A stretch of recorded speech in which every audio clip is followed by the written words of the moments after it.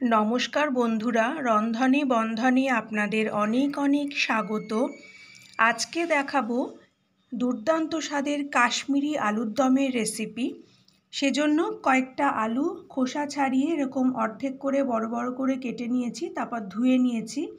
এবারে একটা কাঁটা চামচের সাহায্যে আলুগুলোর গায়ে একটু গর্ত করে দেব, যাতে রান্না করার সময় নুন আর মশলা খুব ভালো করে আলুগুলোর ভেতরে ঢুকে যায়।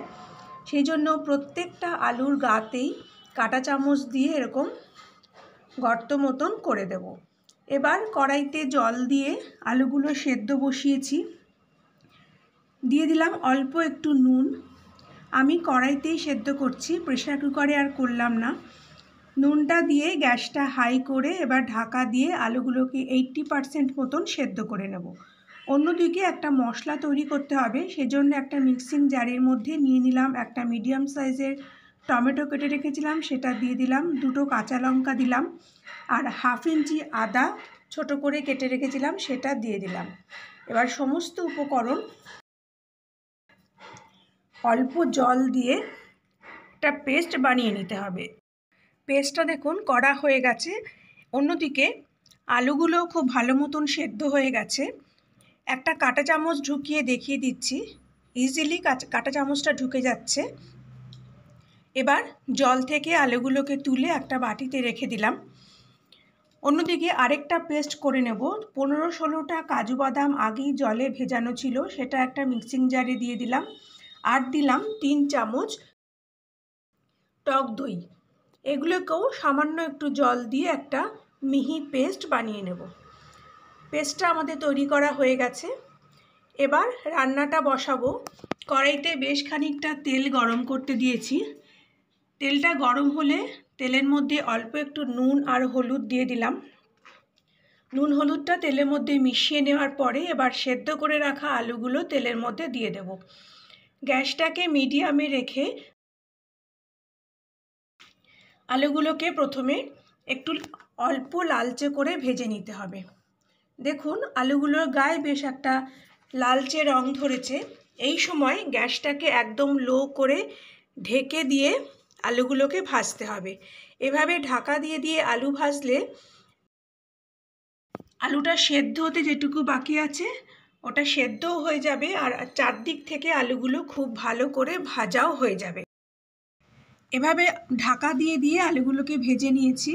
এবারে দেখুন আলুগুলোর মধ্যে খুব সুন্দর একটা লালচে রং ধরেছে। আলুগুলো ভাজা হয়ে গেছে। এবার তেল থেকে আলুগুলোকে তুলে নেব। তারপর ওই কড়াইতেই ওই তেলের মধ্যেই আরও 2 চামচ তেল দিয়ে দিলাম।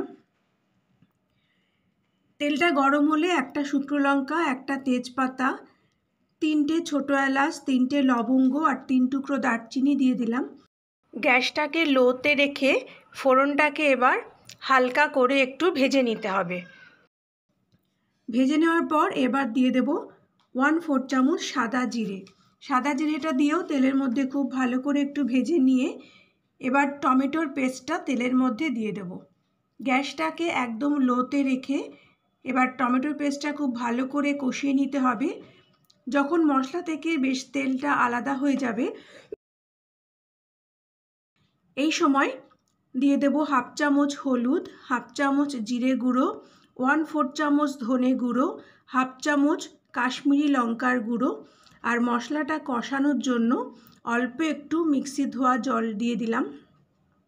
গ্যাসটাকে লোতে রেখেই এবার খুব ভালো করে মশলাটাকে কষিয়ে নিতে হবে। যেহেতু কাশ্মীরি আলুর দম, তাই কাশ্মীরি লঙ্কার গুঁড়োটা কিন্তু অবশ্যই দিতে হবে এখানে। খুব ভালো করে মশলাটা কষিয়ে নেওয়ার পরে দেখুন মশলা থেকে তেল কিন্তু একদম আলাদা হয়ে গেছে। মশলার উপরে তেল ভেসে উঠেছে।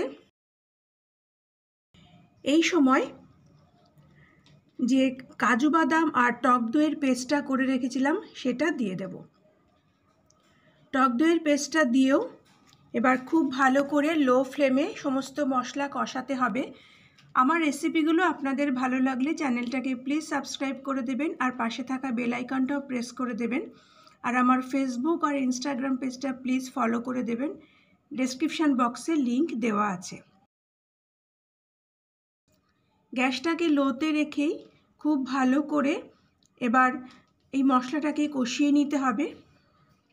কিছুক্ষণ কষানোর পর মিষ্টির জন্য 1/2 চামচ গুড় দিয়ে দিলাম, আপনারা ইচ্ছে করলে চিনিও দিতে পারেন। এবার খুব ভালো করে মশলাটা কষিয়ে নেব। এই আলুর দম আপনারা রুটি, লুচি, পরোটা, কুলচা, নান, ফ্রায়েড রাইস, পোলাও সবার সাথে খেতে পারেন। খেতে দুর্দান্ত হয়। দেখুন, লো ফ্লেমে বেশ ভালো মতন কষিয়ে নেওয়ার পরে এবার মশলা আর তেল একদম আলাদা হয়ে গেছে। মশলাটা আমাদের খুব ভালো করে কষানো হয়ে গেছে। এবারে ভেজে রাখা আলুগুলো এবার এই মশলার মধ্যে দিয়ে দেব। আলুগুলোকে দিয়ে এবার গ্যাসটা একটু বাড়িয়ে দেব, লো টু মিডিয়ামে রেখে আলুর সাথে মশলাটাকে আবার খুব ভালো করে কষিয়ে নিতে হবে, যাতে আলুর ভেতরে মশলাগুলো খুব ভালো করে ঢুকে যায়। আলুর সাথে খুব ভালো করে কষিয়ে নেওয়ার পর এবার মিক্সি ধোয়া জল অল্প করে দিয়ে দেব। খুব বেশি জল দিলাম না, অল্প করেই জল দিলাম। জলটা দিয়ে সব কিছুর সাথে খুব ভালো করে মিশিয়ে নেব। তারপর গ্যাসটাকে হাই করে দেব। ফুটে উঠলে ঢাকা দিয়ে 5 মিনিট রেখে দিলাম। 5 মিনিট পর ঢাকা সরিয়ে নিলাম। এই সময় আমি টেস্ট করে দেখেছি নুনটা একটু কম, তাই 1/2 চামচ নুন দিয়ে দিলাম। তারপর দেব 1/2 চামচ গরম মশলার গুঁড়ো আর 1/2 চামচ ঘি।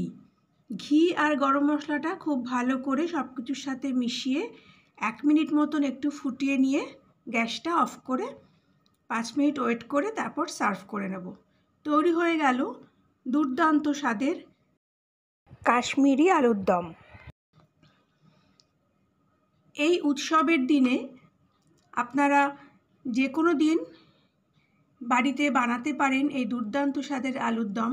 লুচি বা পরোটার সাথে সার্ভ করতে পারেন। বাড়ির বাচ্চা থেকে বড় সবাই কিন্তু খুব তৃপ্তি করে খাবে। আশা করি আমার আজকের রেসিপিটি আপনাদের ভালো লেগেছে। পরের দিন আবার একটা নতুন রেসিপি নিয়ে চলে আসব। আপনারা ভালো থাকবেন, সুস্থ থাকবেন। নমস্কার।